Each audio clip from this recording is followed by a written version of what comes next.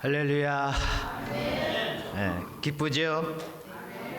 하나님 아버지를 만나러 나오는 이 귀한 시간, 여러분이 맨 마음으로 나오지 아니하고 하나님을 만나는 감격과 기쁨이 오늘 이 시간만큼은 여러분 앞에 충만하시기를 소원합니다.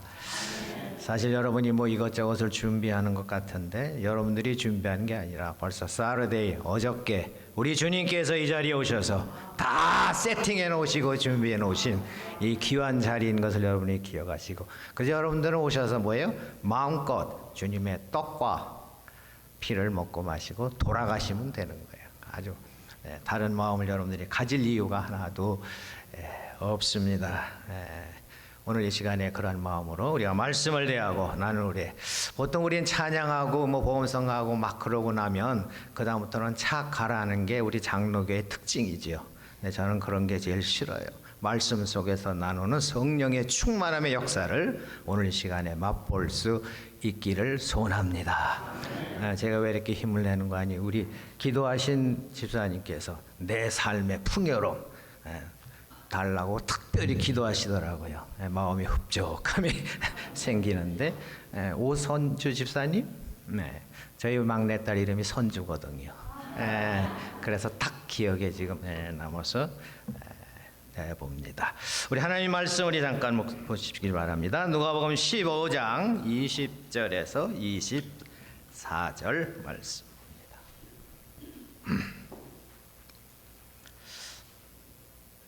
찾으신 줄 알고 받들어 봉독합니다. 말씀을 따라오시는 순간 이미 은혜를 체험키를 소원합니다.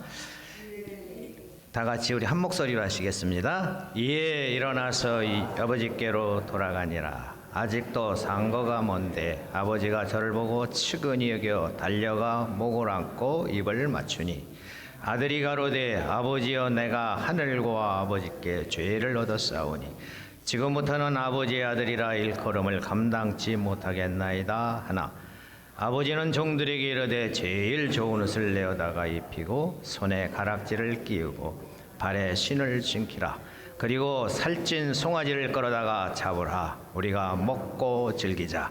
이 내 아들은 죽었다가 다시 살아났으며 내가 잃었다가 다시 얻었노라 하시니 저희가 즐거워하더라. 아멘. 사랑의 하나님, 오늘도 우리에게 귀한 교훈의 말씀을 주기를 소원합니다. 마음의 문을 활짝 열게 하시고 아버지가 어떤 아버지인가를 기억하게 하시고 아버지의 마음이 어떤가를 우리가 이 시간에 깨닫기를 소원하오니 성령이여 우리 속에 찾아오셔서 참 아버지를 기억하고 돌아가는 귀한 시간 되게 하옵소서. 우리는 이 아버지의 모습을 담기를 소원하나 하나님이여 세상에 살다 보니 그렇게 되어 있지를 못할 때가 너무나 많이 있습니다. 주여 우리를 붙잡아 주셔서 성경 속에 나타난 그 아버지의 모습이 내 모습이 될 수 있도록 주님 내 속에서 역사하여 주옵소서. 주의 인도하시며 오늘 이 시간에도 함께 나눌 수 있기를 소원하옵고 주 예수님의 이름으로 기도하옵나이다. 아멘. 본문 속에 등장하는 인물은 분명히 두 아들이겠죠. 옛날에는 참 아들이 부러웠습니다. 저도 독자라 저희 아버지가 아기를 낳으면 또 와서 아들이니 딸이니 예 딸입니다. 3년 후에 또 하나를 낳았습니다. 아들이니 딸이니 예 딸입니다. 4년 후에 또 하나를 낳았습니다. 기대감을 부풀어서 아들이니 딸이니 예 딸입니다. 그래서 결국은 딸 셋만 낳고 도저히 안 되겠다. 그래서 셋으로 우리는 끝을 맺었습니다. 근데 요즘에 와서 가만히 생각해 보니까 야, 딸이 있으면 어떡해요? 비행기 타고 여행을 하죠. 이 시애틀도 아마 비행기 타고, 우리 막내가 3년 전에 이곳에 저희 사위가 여기 비행기 회사에 일자리를 찾아 잡이 돼서 와서 여기 와서 지내는 동안에 제가 이제 여기로 오게 됐는데, 여기로 오려고 이제 저희 집사람하고 둘이 계획을 세워서 한 3일 동안 갔다 왔으면 좋겠다 그러고 했는데, 저희 둘째 딸이 있다가 어떻게 아버지 어머니만 가십니까? 저희들도 가겠습니다. 딸 하나 있는 저희 둘째가 그렇게 해서 합류하기로 했습니다. 그러고 있는데 좀 있는데 우리 큰딸아이가 나도 빠지면 안 되죠. 그렇게 해가지고 지금 온 식구가 여기를 와서 3일이 아니라 지금 월요일부터 내일 월요일까지 일주일 동안 머물게 됐습니다. 그래서 비행기 타고 왔습니다. 그보다 또 비행기 타고 와서 보니까는 아이들이 다 오고 하니까는 방이 모자라니까 또 특별히 저희들은 호텔에다가 한 일주일 동안 묵게 할 수 있도록 다 준비해 줬어요. 얼마나 참 좋은지 모르겠습니다. 어쨌든지 처음에는 좋아했던 아들에 대한 그러한 갈망이 이제는 싹 사라지고 그냥 이대로 살다 가는 것도 참 행복하겠다라는 생각을 해보게 되었습니다. 자, 오늘 본문에 나타난 사건의 전개가 아들의 요구에 성큼 분깃을 나눠줌으로부터 시작되는 사건이죠. 여러분, 아들이 그것을 요구할 때 이 아버지가 분깃을 준 것이 잘못된 판단이었을까요? 아닐까요? 판단을 잘해서 주었습니까? 아니었습니까? 우리는 그렇게 생각했어요. 아버지가 왜 분깃 달란다고 왜 넓적 그냥 주었을까? 분명히 나눠주면 이 아들이 떠날 줄 알았어요? 몰랐어요? 알았습니다.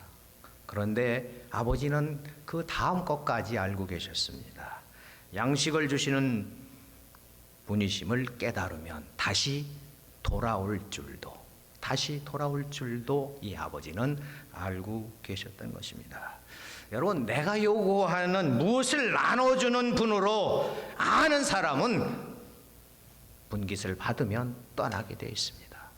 우리가 하나님 앞에 기도하고 구합니다. 하나님 이것 좀 주시면 좋겠습니다 라고 해서 그것이 내 삶 속에 채워지면 사실은 우리는 하나님에 대해서 소홀하기 쉽게 되어 있습니다. 이건 저나 여러분이나 다 똑같습니다. 아버지가 아들이 돌아왔을 때 이 아들 향해서 뭐라고 얘기합니까? 24절에 가보면 동생은 죽었다가 살아났다라는 표현을 굳이 쓰십니다. 여러분, 공급이 끊긴 상태는 아무리 내 수중에 많은 것을 소유하고 있어도 내 인생의 삶의 모습은 뭐라고요? 사망, 죽음입니다. 죽어 있는 모습입니다. 삶의 분깃의식이 있을 때는 무엇인가 자꾸 채우려고 하는 확보의식이 아주 강합니다. 공급을 원활히 하려면 악착같이 긁어 모아야 합니다. 많이 모아야 돼요. 진짜 공급하신 하나님, 양식의 아버지로 알면 내가 가지고 있는 것이 문제가 아니라 아버지와 내가 얼마나 친밀하게 교제하고 사는가가 중요한데 이것을 놓치면 내 것을 채우게만 급급해진다고 말이에요. 참 하나님의 모습을 놓치면 내가 이 세상에 살 때 나는 얼마를 가져야 만족한 삶을 살 수 있겠다라고 하는 확보에 대한 개념이 너무 커요. 100만 불, 200만 불, 300만 불 어디에다 은행에다 잔뜩 채워놔야 내가 만족하지, 내가 그래야 평안하지, 그래야 안녕하지. 그렇지 않으면 안 되는 그러한 모습이 우리의 삶 가운데 많이 들어와 있다고 하는 사실입니다. 그러나 우리 믿음의 사람들은 사실은 그래서는 안 돼요. 아버지와 내가 연결된 믿음이 있으면 우리는 확보하려고 애쓸 필요가 사실은 없어요. 애쓸 필요가 없습니다. 여러분, 우리의 삶에 왜 두려움이 생기고 우리의 삶에 왜 염려가 왜 생깁니까? 왜 생기죠? 확보해야 되기 때문에. 은행에 달러가 반당간당하면 불안합니다. 두려워합니다. 어찌할 바를 몰라서 전전긍긍합니다. 일어나는 일의 모습이 뭡니까? 그래서 악착같이 채워요. 근데 너무 채우다 보니까 뭐죠? 1대, 2대, 3대까지 먹일 걸 준비하고 있어요. 3대까지. 그 확보의식이 너무나 강합니다. 여러분 본문 해보세요. 13절에 보니까는 그 준 것을 다 모았어요. 아마 박박 긁어서 모았을 거예요, 이 아들이. 그리고 14절에 가서 보면 다 없이 했다라고 기록합니다. 여러분, 한 절 사이에 13절과 14절 한 절 사이에 다 모아가지고 갔는데 다 잃어버리고 말아요. 우리의 계획대로 모으는 것은 짧아요. 순간입니다. 짧아집니다. 분깃 받은 지 며칠도 못 돼서 떠나버리죠. 없애는 것도 금방이 빠르게 없어집니다. 그러고 있던 차에 뭐가 듭니까? 14절에 보니까 흉년이 들어와요. 여러분, 아들이 깨닫게 하려고 흉년이 든 것이 아니에요. 그렇다면 이 아들 때문에 나라가 흉년이 든 거는 그건 문제죠. 그죠? 나 하나 저기 뭐야 깨우치게 하려고 그 지경이 전부 흉년이 들었다. 이것도 문제예요. 여러분, 아들 때문에 흉년이 든 것이 아니라 지금 일어나고 있는 흉년이 아들을 깨닫게 한 거예요. 합력해서 무엇을 이뤄요? 선을 이루게 한 거지, 아들 때문에 흉년이 나라에 든 것은 결코 아닌 거예요. 흉년이 되어 어려움을 겪습니다. 먹을 것 없습니다. 돼지 쥐염 열매나 먹고 살아야 될 그러한 신세로 전락해 버리고 맙니다. 그리고 14절에 다 없이 한후 그 나라에 크게 흉년이 들어 저가 비로소, 여러분 비로소에다 동그라미를 한 10번 좀 쳐놓으면 좋죠. 비로소 휴게소에, 인생을 돌아볼 수 있는 휴게소의 그 지점에 도달한 겁니다. 여러분, 삶이 궁핍하니까 비로소라는 자리로 돌아오게 되는 거죠. 내 수중에 있는 요것 때문에 우리는 기도하기를 머뭇거리거나 기도하기를 뒤로 미루거나 하나님의 존재를 놓치거나 그럴 때가 많아요. 내 삶이 풍요로우면, 그죠? 그거 먼저 취하고 누리기에 사실은 바빠요. 그러니까 다른 것을 놓치는데 아버지를 놓칠 때가 사실 많습니다. 그런데 사랑하는 성도 여러분, 이 아들이 아버지를 찾기 위해 사는 노력보다는 그 아들을 발견하고픈 하나님의 눈길이 훨씬 더 강렬하다는 사실을 기억할 수 있기를 바랍니다. 그게 훨씬 더 강렬해요. 저희 큰딸이 동부로 이제 공부하러 떠나면서 같이 앉아서 이제 대학교 기도할 때 제가 그런 기도를 했습니다. 아버지 하나님, 이 딸이 이제는 부모 품을 떠납니다. 부모의 눈길을 떠납니다.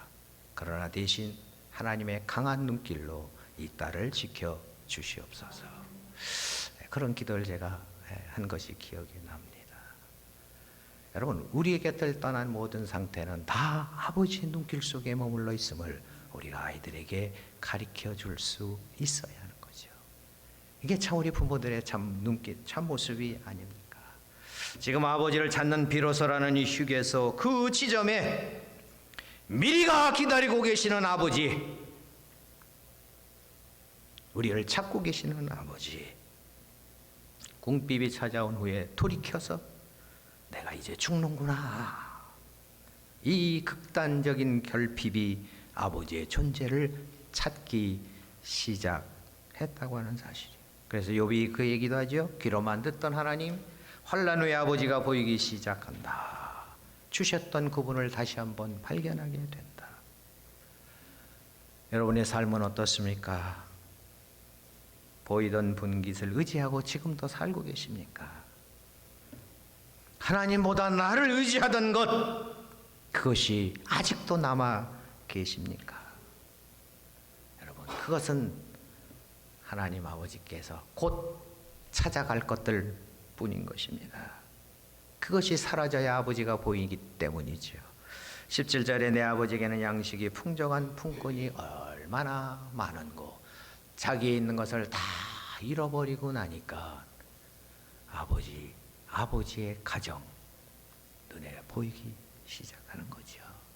잃어버리지 않으면 잘 보여지질 않습니다. 저도 20살 청년 나이에 한국에서는 군대를 가야 되잖아요. 그래서 이제 군대 신체 검사를 하러 갔습니다. 검사를 다 마치고 나니까 따로 불러 세웁니다.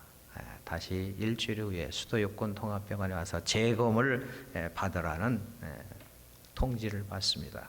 근데 혼자 오지 말고 부모님과 함께 오라고 이야기를 해요. 일주일 후에 수도 육군 통합병원에 갔습니다. 가서 다시 재검을 하고는 저는 나가라 그러고 안에서 한참 부모님과 의사가 얘기를 하고 나왔습니다. 나와가지고는 그 다음부터 저에 대한 대하는 태도가 엄청 달라지기 시작합니다. 무엇을 먹을래? 무엇을 살래? 뭘 어떻게 할래? 너가 지금 원하는 게 뭐냐? 생전 그러지 않던 부모가 저에게 그런 걸 이야기합니다. 20살 청년이 이 눈치 빠른 제가, 여러분 보셔 알잖아요. 얼굴이 보통 눈치가 아닌데 딱 감이 와요. 그래서 안 되겠어 해서 왜 그런가를 얘기해 주세요. 그랬더니 이제 그 당시 의사가 3개월 선고, 3개월 살면 잘 사니까 맛있는 거 잘 먹고 지내다 보내라고 그렇게 이야기를 하더랍니다. 저는 그 순간에 깨닫기 시작합니다. 제가 중학교 때 하나님 앞에 나와 기도하고 서운한 적이 있습니다. 은혜를 체험하고 나서 하나님과 마주 앉아서 서운하고 도장을 찍던 그 시절에 하나님이 다시 보이기 시작했습니다. 그래서 청계산에 올라가서 한 2주 동안 하나님 앞에 매달렸습니다. 하나님, 저를 다시 살리시면 내가 이 길을 갈 것이고 죽이시면 이것으로 끝나면 나는 끝날 것이고 하나님 인도해 주옵소서. 그 기도를 마치고 돌아와서 지금까지 환갑이 넘도록 이렇게 살아서 수십 년을 3개월짜리 인생이 살아가고 있습니다. 그 어려운 속에서 죽음이라고 하는 것을 선고받은 그때서야 비로소 하나님의 존재를 다시 한번 깨닫기 시작한 것이죠. 여러분, 우리가 인생의 바닥을 칠 때 아버지에게로 그냥 오면 되는데 이 둘째 아들은 뭐예요? 대본을 만들어 가지고 지금 오고 있습니다. 아들로는 감당하지 못하니 품꾼으로 하나를 좀 써주세요. 이것을 괜히 적어가지고 지금 아버지 앞에 나타납니다. 마음이 가난해지니 자기 자신을 돌아보니까 내가 이렇게라도 해야 그저 내가 좀 용서라도 받겠다라는 생각을 하게 되는 거지요. 그리고 이 아들의 마음속엔 그런 마음이 있을 겁니다. 내가 아버지의 아들이구나 해서 이제는 아버지가 나의 아버지가 되시는구나로 바뀐 사실을 기억할 수 있기를 바랍니다. 이 한국말이 참 이게 여러분 이해가 되시죠? 되시는지 안 되시는지 저게 뭔 소린가? 그 말이 그 말인데 아니요. 나의 아버지가 아니라 아버지가 내 아버지. 차원이 틀린 얘기 생각입니다. 다릅니다. 갈라디아서 4장에 보면 아들인 고로 마음 가운데 보내사 아바 아버지라 부를 수 있도록 저와 여러분들 인도하시는 것이 얼마나 큰 축복인가를 기억할 수 있기를 바랍니다. 아바 아버지라 부를 수 있는 사람은 아무나 아니에요. 여러분, 주기도문에 하늘에 계신 우리 아버지, 여러분 우리가 그 누군 줄 아십니까? 우리는 착각합니다. 이 세상에 사는 모든 사람들, 아니 이 교회 안에 있는 사람들이 우리라고. 우리의 아버지 아니에요. 거기에 우리는 예수 그리스도와 나를 포함한 우리예요. 무슨 얘기인지 알죠? 헬라어에 보면 1인칭 복수예요. 복수가 있어. 1인칭인데 복수가 있어. 한글 성경에는 해석할 수 없는 게 있어요. 예수 그리스도와 내가 둘이, 우리가 부를 수 있는 게 아빠, 아버지요. 헬라에 보면 아빠예요, 사실은. 근데 왜 한글은 아바로 했는지 모르겠어요. 아빠, 아버지. 이 축복을 우리는 놓치면 안 되는 거죠. 세상 사람들은 부를 수 없습니다. 우리만이 부를 수 있는 아바, 아버지. 새롭게 변화된, 새롭게 탄생된 인생으로 우리가 오늘도 살아가야 할 것입니다. 여러분, 우리의 삶에 고통스럽게 하는 것은 사실은 욕심 때문이에요. 그분을 믿을수록 우리는 욕심이 사라져야 돼요. 저는 그 후에 제 목회길을 들어가면서 제 일성이, 제 마음속에 다짐한 것이 이것입니다. 나는 손해보고 사는 존재가 되어야 한다. 내 있는 것을 나누는 존재가 되어야 한다. 제 아내한테는 얘기하지 않았어요. 저 혼자만 결심하고 이 길을 걸어가기로 작정을 했습니다. 저로 인해서 우리 집사람이나 가정은 쉽지는 않았을 겁니다. 그러나 저는 하나님 앞에 구한 것이 있습니다. 돈 안 되는 기도를 제가 구했고요. 돈 안 되는 말로써 자유선들에게 앉아서 대화를 나눠 주었습니다. 여러분, 우리가 무엇으로 자손들에게 잘할 수 있다라고 여러분 생각하십니까? 여러분의 마음을 주어야죠. 하나님의 마음을 논아줄 수 있는 그러한 자리에 우리가 들어갈 수 있어야 되는 거죠. 나눠주고 논하는 존재 인생의 삶에는 사실은 고통과 괴로움이 없어요. 두려움이 없어요. 뭐가 두렵겠습니까? 살면 살아서 할 일이 있고 죽으면 죽어서 갈 곳이 있다라는 확신만 있으면, 그죠? LA 삭막한 곳에 살다 시애틀에 오니까 너무 좋더라고요. 이 나무, 와, 너무 좋고 좋아요. 그러나 그보다도 안타까운 것은 심령이 사막 같으면 이것처럼, 여러분, 제가 사막에 살지만 하나님이 주시는 늘 말씀의 물줄기를 제 가슴을 적시면서 저는 살아가고 있다라고 혼자서 낄낄깔깔 호호 웃고 지내서 알고 있습니다. 저는 그렇게 살아요. 말씀 준비도 저는 스타벅스를 좀 좋아해요. 여기 시애틀에 스타벅스인데 오후 시간만 되면 저는 컴퓨터를 들고 스타벅스에 가서 3시간이고 4시간이고 성경을 묵상하면서 저 혼자 웃고 울고 기뻐하고 즐거워하고, 하나님께서 나에게 주시는 이게 뭐예요? 러브레터, 약속의 말씀이에요. 우리에게 주는 러브레터라고요. 그냥 주는 게 아니에요. 러브레터, 사랑의 러브레터. 이 약속 있잖아요. 너는 이렇게 살다가 이렇게 가면 여기가 너한테 주어진다. 이 약속이 있잖아요. 그 약속을 부여잡고 우리가 오늘을 살면 되잖아요. 어디에 살면서 왜 치고받고 지지고 그러고 살 이유가 여러분들은 사실 없어요. 하나님의 임재하심과 역사하심이 여러분의 삶 속에 머물러 있으면 그것으로 우리는 만족한 삶을 누릴 수가 있다고 하는 사실입니다. 20절로 가봅시다. 행동은 누가 먼저 했습니까? 아들이 먼저 행동했죠. 아들이 먼저 일어났어요. 여러분, 그러나 더 큰 반응은 누가 일으켰을까요? 아버지죠. 더 큰 반응은 아버지요. 상고가 먼데 저 멀리서 희미하게 보이는 한 청년이 있어요. 아버지와 아들의 거리는 엄청나 멀었습니다. 그런데 이 아들을 알아본 것은 누가 먼저죠? 아버지. 아버지가 이 아들을 어떻게 알았을까요? 에? 어떻게 알았을까요? 보고. 여러분, 아버지의 눈에는 이슬이 맺혀 있으리라고, 희미하게 눈물을 흘리면서 있으리라고 저는 생각합니다. 되찾은 아들, 잃었던 아들을 바라보는 아버지의 눈길이 어떻겠습니까? 에? 반가움과 감격, 촉촉한 이슬로 희미하게 보이는 아들의 모습, 안개와 같은 눈동자 속에 아들이 눈에 들어오기 시작했던 것입니다. 아들이 배신하고 갈 때에는, 그죠? 아들이 어떤 모양을 하고 왔겠어요? 뭐 요즘으로 편하면 그냥 샤넬 향수를 몸에다 있는 대로 좀 뿌리고, 이태리 양복으로 착 해서 칼주름해서 입고, 기공자 스트리를 머리에는 중절모자를 쓰고, 양 주머니에는 수표를 두둑히 넣어가지고 떠났을 겁니다. 그렇죠? 그런데 저기서 오는 몰골의 이 아들은 어떻게 됐을까요? 여기저기 기어 입은 살인지 천인지 모를 옷을 입고, 머리에는 뭐예요? 폭탄 맞은 머리를 하고 다가오고 있었을 것입니다. 그렇잖아요? 그 모습을 모두들은 다 몰라보았습니다. 그런데 아버지는 신발을 신었는지 벗었는지 모르고 달려가고 있습니다. 뛰어나갔습니다. 여러분, 이 장면이 없었더라면 탕자는 그냥 거기서 머뭇머뭇하다가 돌아갔을 거예요. 그럼 이 사건은 그냥 끝났을 것입니다. 여러분, 혹 이런 아들이 있다고 한다면 돌아온다면 어떤 반응을 보였겠어요? 저는 꼴도 보기 싫어서 아마 선글라스 팍 끼었을 거예요. 팔짱도 있는 데를 끼고 그냥 있는 주름을 그냥 잡았다가 그것도 모자라면 아내에게 맡기고 방으로 그냥 들어가 버리고 말았을 것입니다. 저는 아버지라고 하는 이미지가 사실 상당히 좋지 않죠. 별로죠. 저희 아버지는 무서움의 대명사였습니다. 혼나고 매맞고 입을 열어서 노라는 소리를 단 한 번도 하지 못했습니다.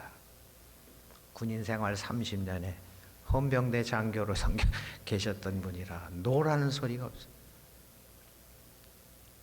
어린 나이에도 워커발로 매를 수없이 맞았습니다. 뭐 때문에요? 종교의 탄압 때문에 그랬습니다. 예수를 믿는다고 하는 것 때문에 저는 엄청 많이 맞고 자랐습니다. 그래서 제가 이렇게 못 자라고 이 모양으로 있어요. 어릴 때 너무 맞았습니다. 주말만 되면 일거리를 주어 시켜가지고 일찍이 새벽 5시에 교회로 나가서 새벽 기도부터 저녁까지 지내다가 돌아오기를 그냥 제대로 먹을 게 입을 게 집안에선 있는데 제대로 먹고 입고 지내질 못해서 비리비리하게 요 모양으로 여러분에게 불편하게 서 있습니다. 그렇기 때문에 아버지 그러면 참 어떻게 몰아야 될지 몰라요. 그런데 얼마 전에 이제 90세가 되셨는데요. 지금은 이제 교회 생활하시고 뭐 장로님 되시고 권사님도 다 되셨습니다. 30년 제가 기도하러 이제 교회 생활하기 시작하셨어요. 그래서 했는데 지금 이제 몸이 좀 불편하세요. 그러니까 병상에 있을 때 이제 가끔 가면 어느 날 제가 그랬어요. 제가 꼭 한번 물어보리라. 한번 물어보리라. 그래서 한번 아버지 왜 저를 어렸을 때 그렇게 때렸어요?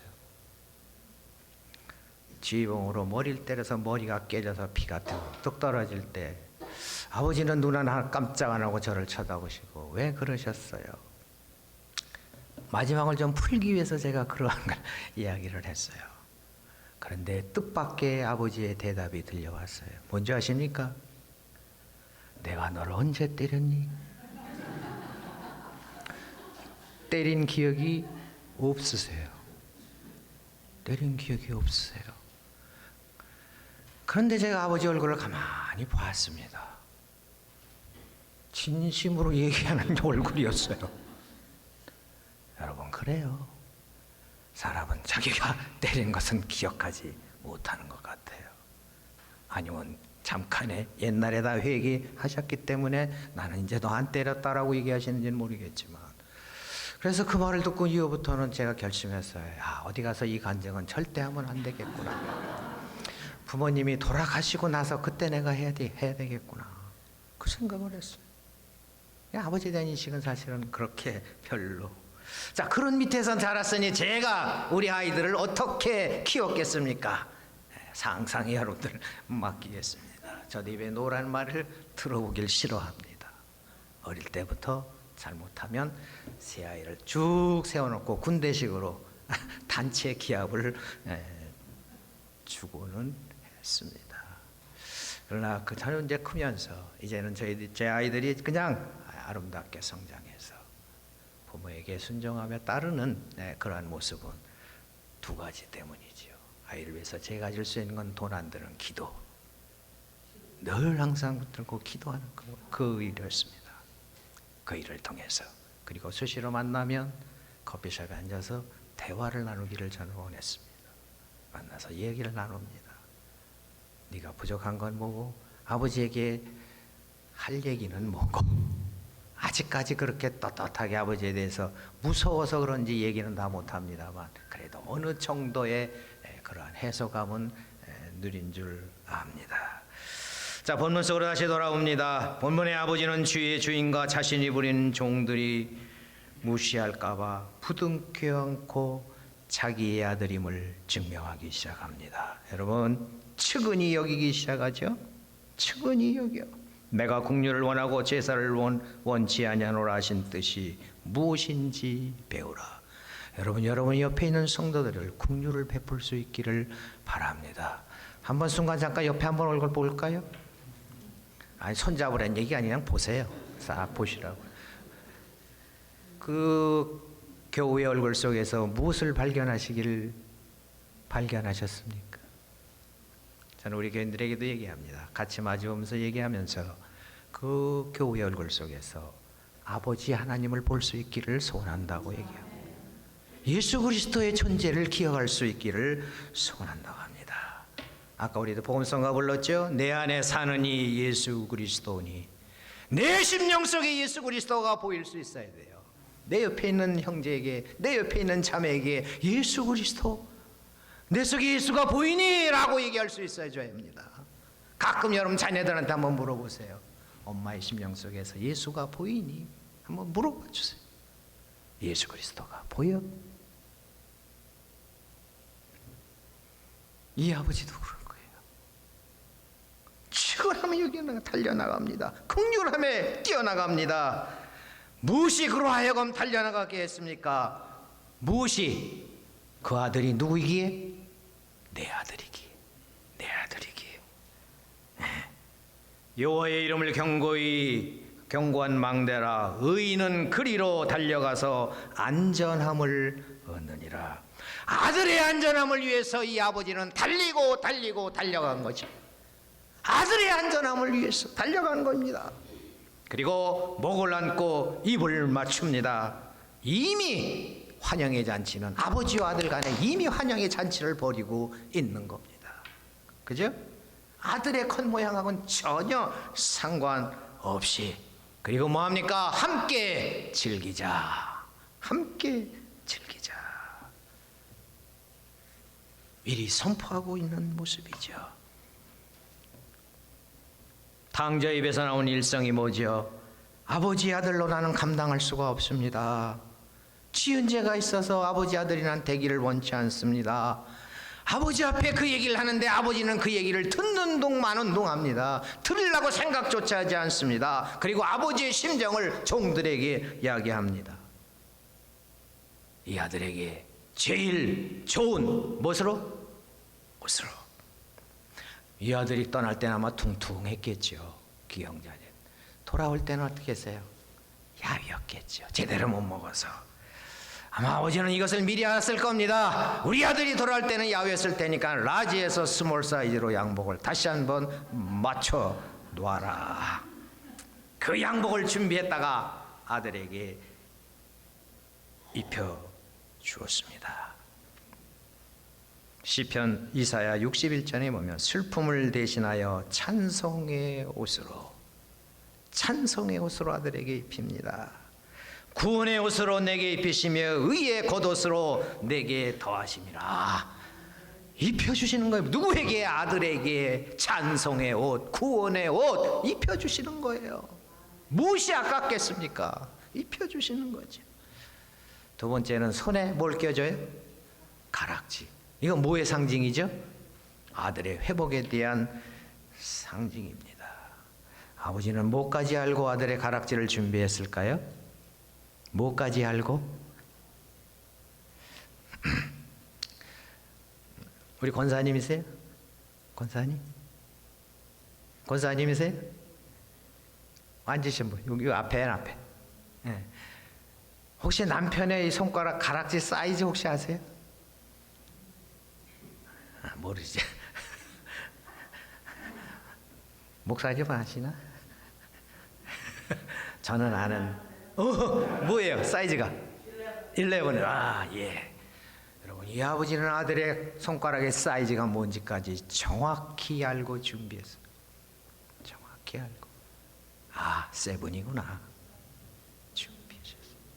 왜냐하면 끼는데 안 받거나, 그죠? 헐렁하거나 그러면 그처럼 보기 관계 없잖아요. 알고 계신 아버지, 아들의 손가락지.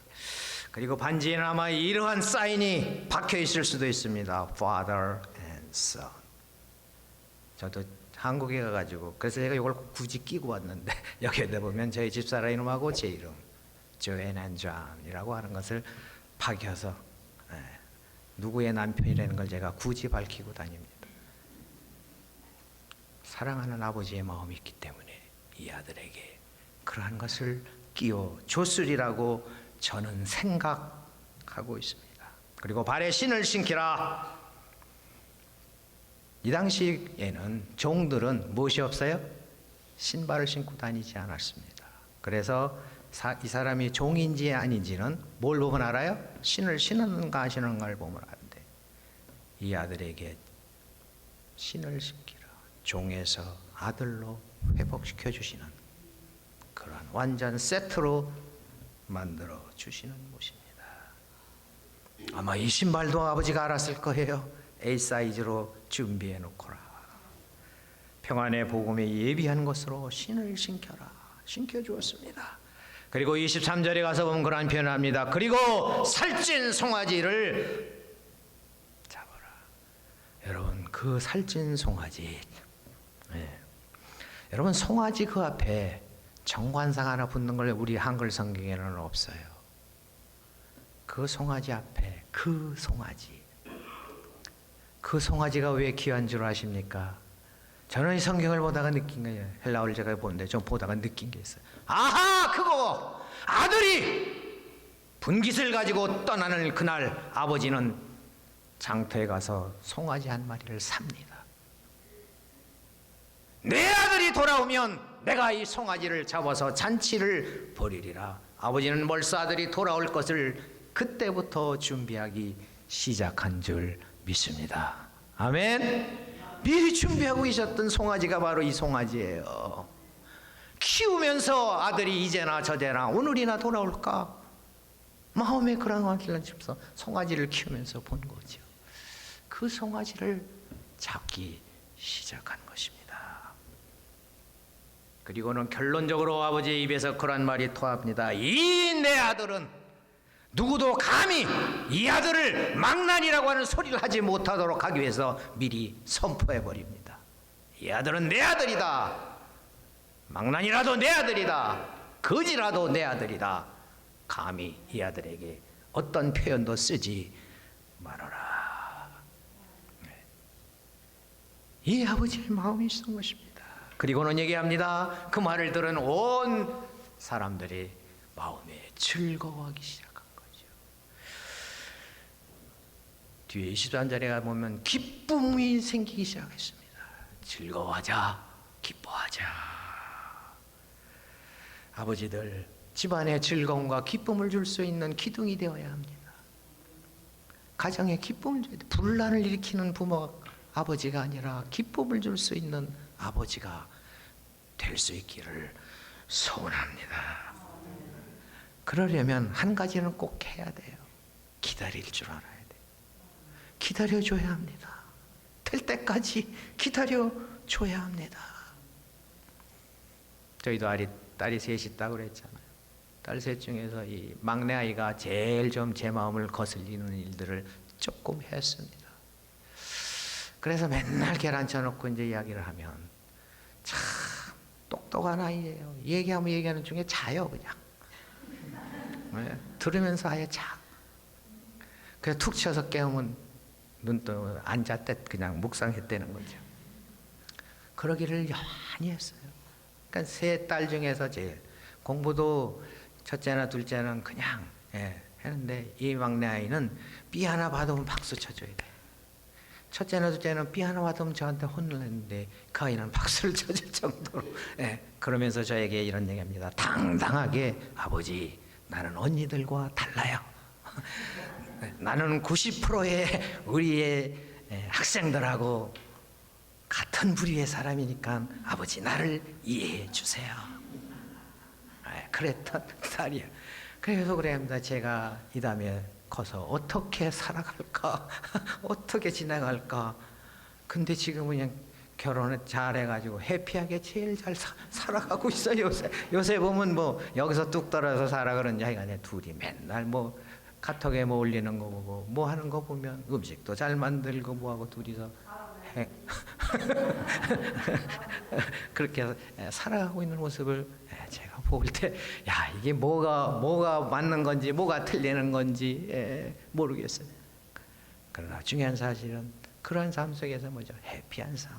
제가 해피한 삶을 줬다고 하는 것이 바로 뭔가 하면 저희 딸이 결혼할 때 시간이 이게 몇 시에 끝나죠?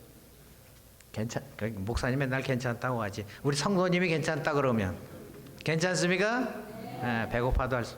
제 딸 결혼식 할 때 제가 이제 시를 하나 이제 한 것이 있어요. 근데 제가 절반만 여러분들에게 한번 읽어드려고. 그러니까 돈 안 되는 건 제가 잘해요. 기도 잘해주는데 막내 결혼하면서 할 때 이제 제가 우리 딸에게 해주는데 절반만 긴데 좀 할게요.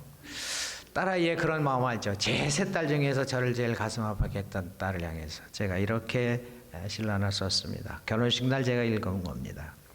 가정이 하나 둘 셋째로 들어와 머뭇거리듯 그렇게 크더니 이제 부모의 마음 한켠을 꼭 움켜쥐고 있구나. 커서 무엇이 될까를 고개 흔들며 작은 근심으로 쳐다보고 있었는데 걱정을 지우듯 이제는 감동마저 주는구나. 언니들에게 살짝 가리오 그늘을 맴돌듯 뒷자리에 머물더니 창밖에 햇빛 반짝이듯 집안을 환하게 비추는구나. 언니들과 웃고 싸우며 지내더니 언제 그랬냐는 듯 딸들의 웃음이 방 안에 가득할 때 아빠는 세상이 다 내 것이었단다. 철없던 작은아이 막내에서 이제는 이렇게 아름답게 자라서 짝을 찾아 날갯짓을 하며 날아가는구나. 그래도 아빠의 마음은 말이다. 날개를 조금만 흔들어 멀리 가지 않기를, 엄마의 손끝에서 떨어지지 않기를 바랄 뿐이다. 엄마의 지척이는 소리가 들리는 그 거리에서 눈을 감아도 청력이 흔들리면 달려오는 모습이기를 바라본다.